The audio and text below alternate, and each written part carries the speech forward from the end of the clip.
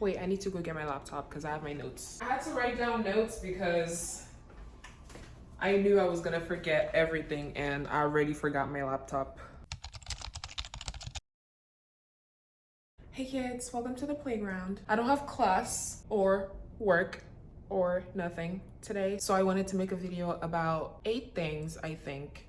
It's a few things, but a few things that I like to do when I'm feeling sad, bored, or just overwhelmed as a girl in her 20s. So I'm also gonna cook, like do like a little cooking vlog situation going on. And I am gonna also, if I keep looking down, it's just because I'm looking at my notes, because I'm literally like, I have ADHD and I can't keep up with myself sometimes. But yeah, we're gonna do like a little cooking vlog. I'm just gonna make like a little quick little snack, you know, like some roast chicken and mashed potatoes. And I also have like a few Q&A questions that I got from my Instagram. I asked like Q&A questions on my Instagram, and it's like, it's really crazy how people really just don't interact. Like I would check my story views and it would be like 2,000 views literally, and like 2 or 3 or like 4 people responding like every time I would post like a poll or something. So I don't know what's going on, but yeah, I'm just gonna respond to the few questions that I got. Like I think I got 5 or like 6 questions or something like that. So like, yeah, just real quick, I'm just gonna go through them.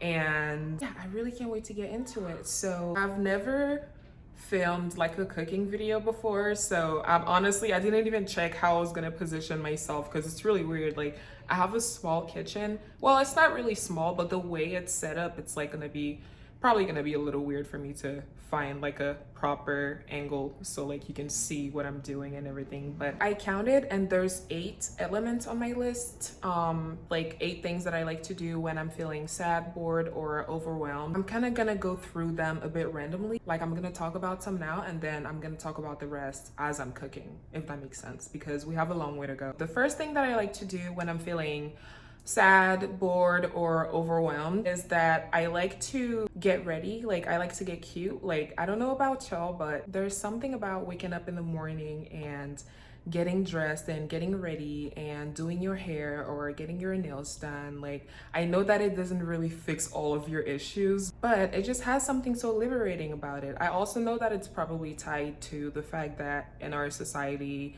women's value is most of the time tied to her beauty. So I feel like for us women, whenever we don't feel beautiful, we feel like we don't have no value in a way, if that makes sense. That could be completely subconscious. Like I'm not saying consciously we're like, oh, like if I'm not pretty or whatever, I have no value. Like that's completely not true. But in the back of our mind, we've been programmed to believe that as women, like we have to be beautiful to have worth. So I'm sure that has something to play with it. But on the other hand, it just feels really good to just get up and just pamper yourself. It's kind of like you're showing yourself extra care, you know, some extra love, like waking up and just getting ready and trying to be the best version of yourself makes you feel really good. Always helps to get ready whenever I feel super overwhelmed. It always helps to like maybe take a nice shower, like a nice bath, relax and moisturize my body. It sounds like nothing, but it makes me feel like I have accomplished something for the day, and it feels really good to do that. Second thing that I added to my list is practice.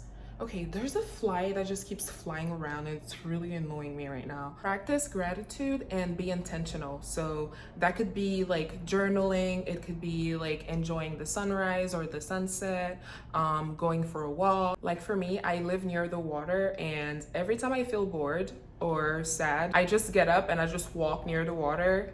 And they have like scooters, like the Lime scooters, and I just rent one of those, scoot like my way up and down the beach and just like watch people. Or I would take my stuff, I would bring my journal and just go outside and I just enjoy the sun on my skin. You know, doing something with intention makes the experience extra nourishing. The third thing that I like to do when I'm feeling sad, overwhelmed, or I forgot the third one, but that's doing yoga. Doing yoga for me is something that always makes me feel better. I do yoga almost every single day, and I really need to work on that because my goal when I first started doing yoga was to be able to do a handstand. Like I have a really long way to go to a handstand, I'll tell you that. But yeah, doing yoga or doing your favorite exercise of choice always makes you feel better. The fourth thing that I like to do is listen to music. Everybody loves to listen to music. Honestly, when you listen to music, be intentional, make different playlists or find, because you know, like on Spotify or Apple Music, I think, or whatever service you use, like I'm sure they already curate playlists like depending on what you already liked or like what you already listened to. But if you can curate your own playlists and add different vibes to, you know, like curate them depending on the vibe. I have a few, actually not a few, I have a lot of playlists on Spotify, which I have like a few of them that are public. I'm not trying to promote my Spotify or anything like that, but if you want to discover music that you've never listened to that, you know, could make you feel something, you could add my Spotify if you want. But yeah, curate different playlists that make you feel happy, or like playlists that, like, you know, you could listen to when you're feeling sad, not playlists that are gonna make you feel even more sad. I know that it helps sometimes, like I'm guilty of that sometimes too, but it's like every time I feel sad, I try my best to listen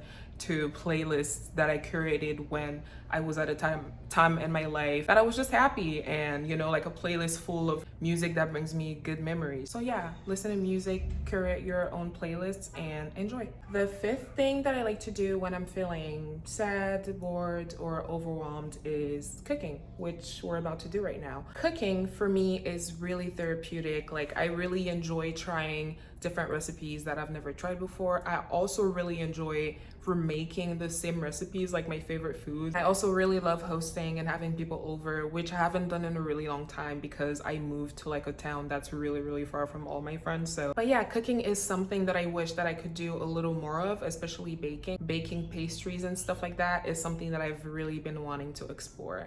So yeah, on that note, let's go make some baked chicken and mashed potatoes, which I'm probably gonna bake as well because it makes it super cheesy, super delicious. You're gonna see, I'm gonna show you. I'm gonna start with preheating the oven. I usually do broil on high for like a while. I want my chicken to be really roasted, like almost burnt. And yeah, I feel like broil is the best setting for that.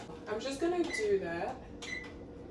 While the oven is preheating, I'm gonna show you everything that you're gonna need to make yourself the most delicious roast chicken you've ever had. To make this recipe, which is super duper easy, you're gonna need one chicken. You're gonna need some onions, probably 2 onions or like 1.5. You're gonna need some carrots that I need to peel.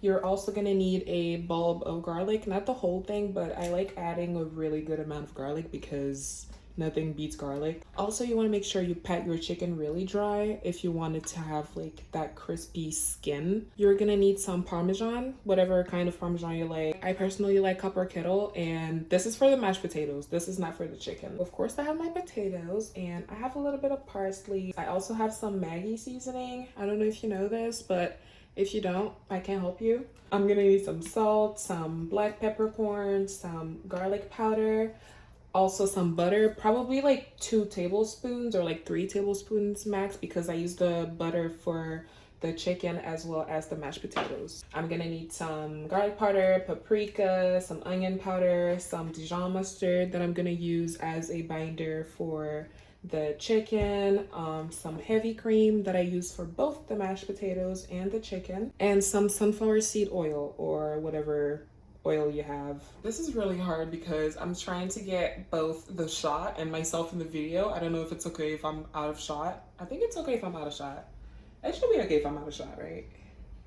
Please, let me be out of shot. The first thing that I'm gonna do is I'm gonna go in with the Dijon mustard, and I'm gonna add a layer or squeeze. I don't really know what to call it. I think that should be enough because I'm also gonna do the same for the other side. Then I'm gonna add a little bit of sunflower seed oil.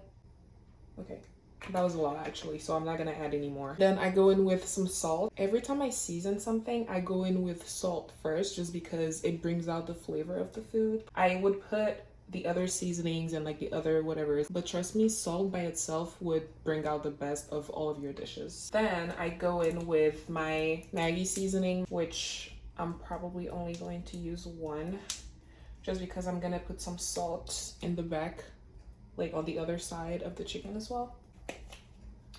Onion powder, paprika. Also, when it comes to paprika, don't mind adding a lot. I like to add a lot of paprika just because it adds a really nice color to my kitchen. Wait, no, to my chicken. Garlic powder. Don't be shy with the garlic powder. I'm still gonna add some fresh garlic, don't get me wrong, but still, just add a lot of garlic. Some peppercorns. And after adding all of the ingredients, you can just kind of go and just give the chicken a little massage with all of the love that you got. The breast is usually the hardest part to season for me. So what I do is I usually kind of like make like some incisions in the chicken breast. And then once it's looking good, you can just flip it and repeat. Okay, so I'm all done with prepping the chicken. This is pretty much what it looks like. So I'm not going to put the vegetables just yet. Usually how I like to do it is I kind of like to put the chicken in the oven by itself so we can kind of like brown a little bit before I flip it, and then add the vegetables at the bottom so that the chicken juice can just soak all the vegetables. But on the days that I don't have time, I would just kind of put the vegetables and the chicken and everything just in the oven. But today I have time, so I'm just gonna pop this in the oven and I'm gonna come back and chop up my vegetables and go back to the video because I completely forgot that we were talking about something before I got to this point. So coming back to our previous chat, while I chop my onions and carrots, the sixth thing that I like to do is I like to be kind to people or share something with them, whether that's simply a compliment or like some food that I know they'll appreciate, or just simply a smile of acknowledgement. This is honestly easier for me to do when I don't feel overwhelmed or sad, to be honest. Like, it works better when I feel happy, but I always trying to find ways to share with my community because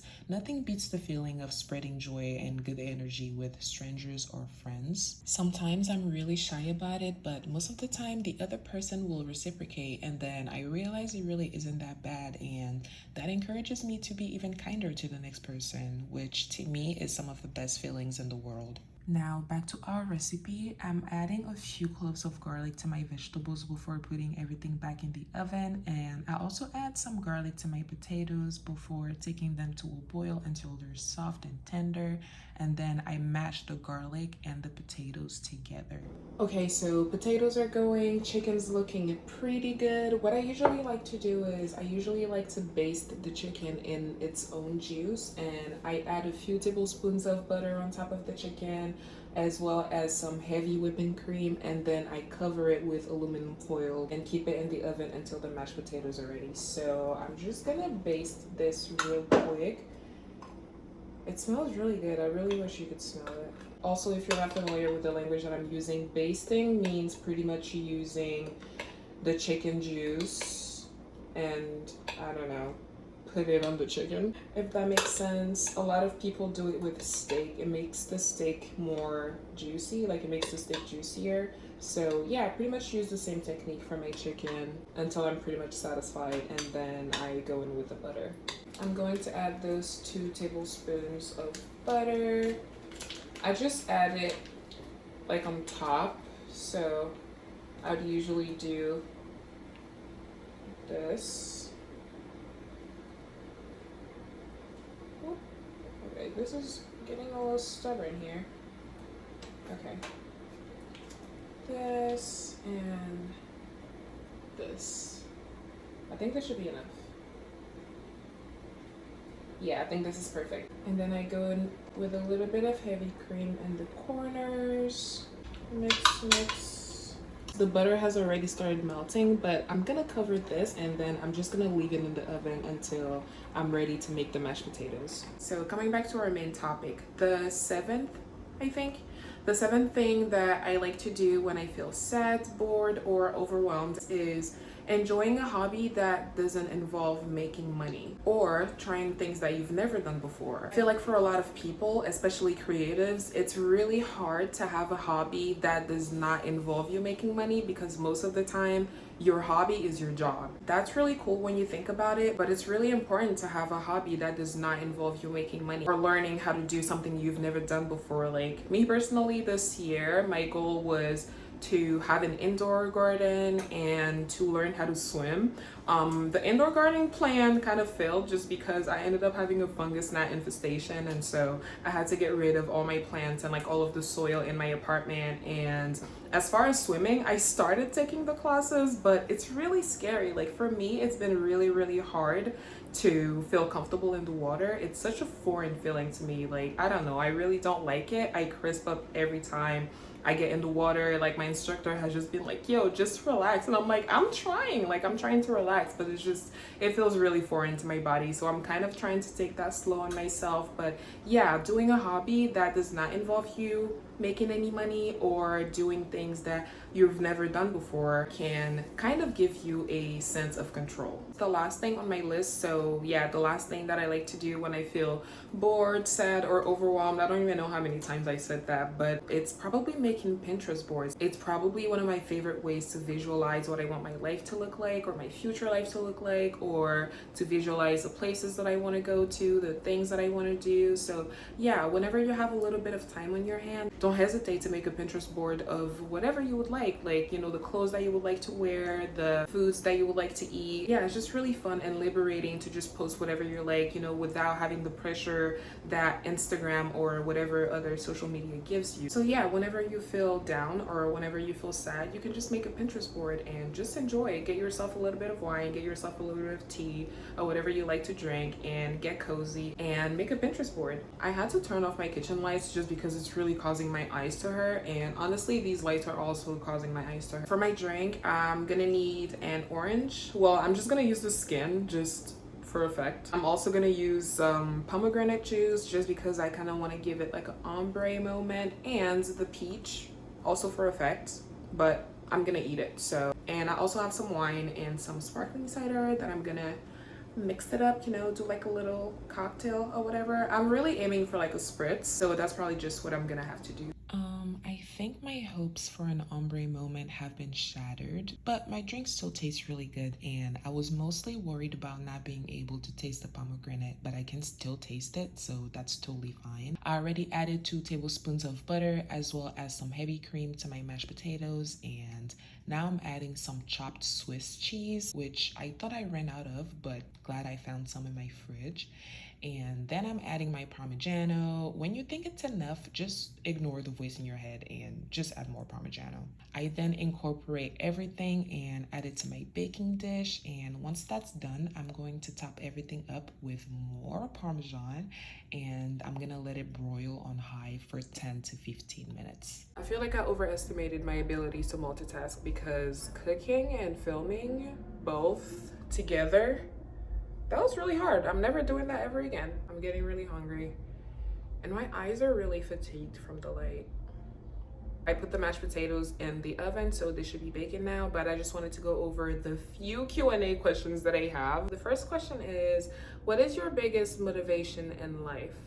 I would say my biggest motivation in life is probably the younger version of myself. I feel like when I was younger, I was really fearless. At that point, I didn't really overthink things. Like I would just jump straight into whatever I would put my mind to, which is the reason why I'm doing everything that I do today, because I feel like if she was me, which she is, she would probably honor herself and try to get a better life than what she did, and surround herself with people who actually love her, because she didn't really have that growing up. So yeah. The second question is, what does your name mean? It's so pretty. So my name is Soraya. I grew up knowing that it means star of the stars or something like that, but fun fact, I read a book called The Akans, Other Africans, and the Sirius Star System. And I actually found out that my name Soraya comes from Sirius. So Sirius, the star, like the brightest star in the sky. So yeah, I can see how like all of those meanings that I found kind of mesh all together. If you could reincarnate as anything, what would it be? Honestly, no hesitation, elephant. Like, the elephant is my favorite animal ever. They're really smart, they're really compassionate, they have a strong sense of community. They are ruled by matriarchs, which I think is probably the best. The elephant is also the national animal for my country.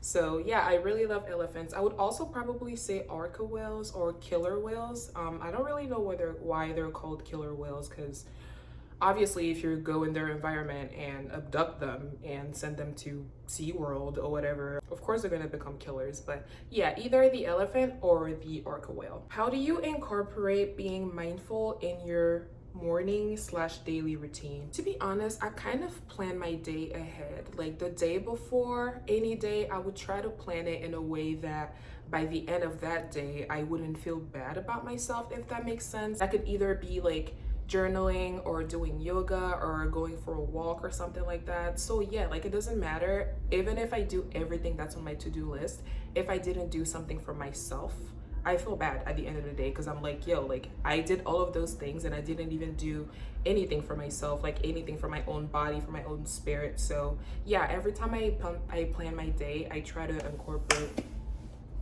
How do you decide what type of content to create? Honestly, I just wing it. Like for the most part, I really just wing it. Like sometimes I just have an idea of something and I just write it down in my notes. Like sometimes I plan ahead, sometimes I just get up and just get ready and just like film a get ready with me or something like that. So yeah, I don't really plan too much because I don't want to stress myself too much. What is your favorite memory growing up? My favorite memory growing up is probably going to the farm with my grandpa. Most summers I would go to the village and I would spend my summer with my grandpa, and we would wake up like really early in the morning and hike like through the savannah. Literally, like we would hike through the savannah and make our way to his yam farm. He had a yam farm, he also had a rice farm. So yeah, we would just spend like long days there. I also had a slingshot that he made me, so me and my friends, like sometimes I would go with my friends, but yeah, me and my friends would just like watch over the rice field and have our slingshots and just be ready for like any bird that was just gonna come and like try to eat my grandpa's rice. And but yeah, that was probably like some of my favorite memories growing up, and I feel like it also informed my interests, especially my interest in nature. So yeah, my grandpa passed away a few years back and I really miss him. He was probably one of the people that understood me the most. But yeah, I really miss him and I'll see him again, so I'm not worried about that. And then last one is random fun facts about you. I don't know, I don't really have like fun facts about me. I was born and raised in West Africa, in Cote d'Ivoire. I speak French. I also speak Baoulé, that's like my native language. I'm honestly starting to lose it slowly just because I'm not as exposed to it as I used to. But yeah, I speak those two languages as well as English. I've lived in the US for like about 8 years now. Like I moved here in 2016, so like yeah, like 7-8 years. I'm a college student. I study communication. I used to be a psychology major, and then after I switched to communications because I started doing social media and stuff like that. But yeah, after I switched to communications, I had psychology as my minor, and then I ended up just dropping it just because when I transferred, I had to take more psychology classes in order to validate my minor and all of those things. So I figured, you know what, I'm just gonna focus on communication, and then once I have my degree, I can just pursue anything in psychology that I would like. But I'm still really interested in it. Like I still read books relating to psychology, watch videos, just try to stay informed because I feel like it's a really important topic these days. Yeah, I really can't think. I'm honestly just so hungry. Like let's just go. The star of the show is finally here. I really cannot contain how good this smells right now. I think it's pretty obvious why I couldn't wait anymore. Let me know if you ever tried this recipe. I'm adding some parsley real quick that I chopped super fast and just threw on there because I'm super impatient. I forgot to include a mashed potato cheese pull, but trust me on that, the cheese definitely pulled and it was super delicious. So this marks the end of the video. I hope you enjoyed every bit of it or some bits of it, hopefully. Don't forget to share, subscribe, which I feel like I usually never say, but yeah, don't forget to subscribe to my channel and feel free to share in the comments if there are any things that you like to do when you feel sad, bored, or overwhelmed. Now I'm just gonna go and eat because now I'm really starting to get really hangry, but I hope you have a good day and I'll see you next time.